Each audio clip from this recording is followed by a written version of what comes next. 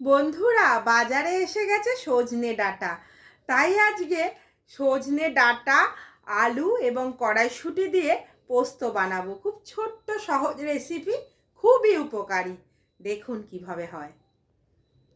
জানো তো তোমরা, সজিনা ডাঁটায় মাছ, মাংস, ডিমের থেকেও বেশি প্রোটিন থাকে, তাই এটি অবশ্যই খাবে।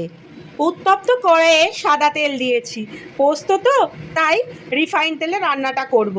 এবার আলু ও ডাঁটাগুলো ভাজতে দিলাম।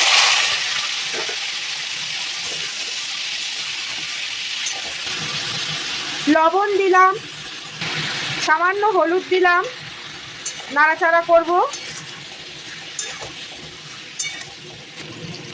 ডাঁটা ও আলুটা মিনিট পাঁচেক ভাজা ভাজা হওয়ার পর কড়াইশুঁটিটা দেব, দিয়ে নাড়াচাড়া করব আমরা। জানো তো, অনেকে পোস্তে হলুদ দেয় না, কিন্তু আমি সামান্য হলুদ দিই, নালে আমার ছেলেমেয়েরা বলে কি সাদা সাদা তরকারি, ওই কারণে। দেখছেন কড়াইশুঁটিটা 2 মিনিট নাড়াচাড়া করেছি, বেশি ভাজবো না তাহলে ভেঙে যাবে। এবার বাটা পোস্ত যোগ করব। কাজু, পোস্ত, কাঁচা লঙ্কা বাটাটা যোগ করলাম, নাড়বো। পোস্তটা একটু ভেজে নিতে হবে, তারপর জলটা যোগ করব।